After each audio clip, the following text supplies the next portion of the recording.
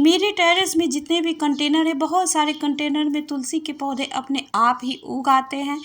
तो आगे की गर्मी से उनको बचाने के लिए मैंने कुछ तुलसी के पौधों को निकाल लिया है और नीचे के ग्राउंड फ्लोर में उनको छोटे छोटे गमले में लगा दूंगी।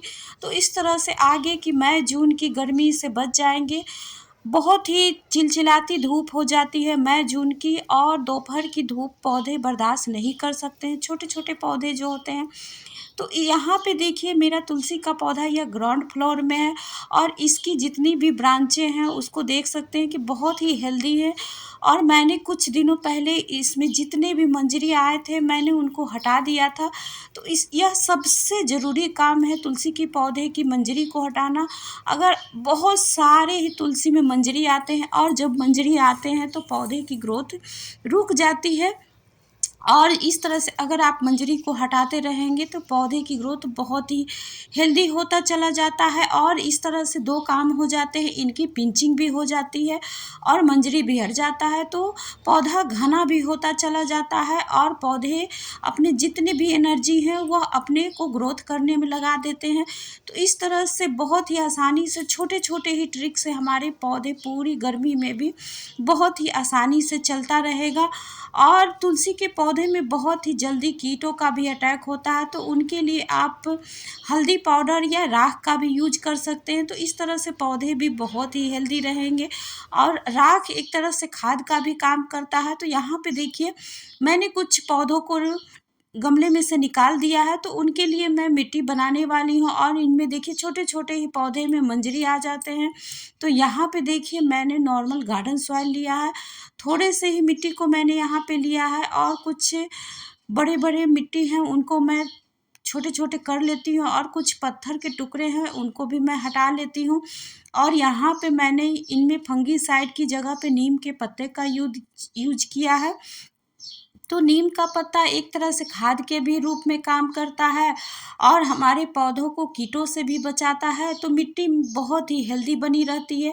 और थोड़े से वर्मी कंपोस्ट को लिया है, तो आगे की चिलचिलाती गर्मी से बचने के लिए वर्मी कंपोस्ट बहुत ही अच्छा खाद होता है। और यहाँ पे मैंने थोड़े से हल्दी पाउडर को लिया है। तो इस तरह से हेल्दी मिट्टी बन जाते हैं। हल्दी पाउडर और नीम के पत्ते दोनों ही मिलाने से पौधे और मिट्टी की दोनों की ही ग्रोथ बहुत ही अच्छी रहेगी। तो मैंने यहाँ पे मिट्टी को बना लिया है। और देखिए मैंने यहाँ पे छोटे से गमले में थोड़े से नारियल के छिलके को डाल दिया है। तो इस तरह से जब नारियल के छिलके को मैंने यहाँ डाला है तो ड्रेनेज हॉल तो बंद हो ही जाता है, लेकिन धीरे धीरे इसमें कोकोपीट भी बन जाता है और मिट्टी में नमी भी बनी रहती है। तो इस तरह से छोटे छोटे ही ट्रिक को अपनाकर हम पौधे को बहुत ही हेल्दी रख सकते हैं। तो यहाँ पे देखिए मैंने मिट्टी भर ली है, और बिना ही जड़ों को इधर उधर डैमेज किए हुए मिट्टी सहित ही मैंने पौधे को निकाला था। तो यहाँ पे मैं इनको लगा दे रही हूँ, और इस तरह से ऊपर तक मैं मिट्टी को भर दे रही हूँ। तो बहुत ही आसानी से पौधा नीचे अच्छी तरह से सरवाइव कर जाएगा पूरी गर्मी में, क्योंकि नीचे बहुत ही कम धूप आती है, सुबह की ही धूप आती है और शाम की धूप आती है। तो बहुत ही अच्छी तरह से नीचे के पौधे चलते रहते हैं। तो मैंने यहाँ पे हल्के हाथों से मिट्टी को दबा दिया है, और थोड़े एक्स्ट्रा मिट्टी गमले में हो गए हैं तो उनको मैं निकाल दे रही हूँ। अगर पूरे ऊपर तक मिट्टी को भर देंगे तो पानी देने के बाद मिट्टी इधर उधर छिटकने लगते हैं। तो इस तरह से 2 इंच तक कम ही मिट्टी को भरे। तो मैंने यहाँ पे देखिए मंजरी को भी निकाल दिया है। तो इस तरह से मंजरी को निकालने के बाद यहाँ पे पिंचिंग भी हो गई, और पौधे घना भी आगे होगा, और पौधे के जितनी भी एनर्जी होगा वह अपने आप को घना करने में लगाएगा।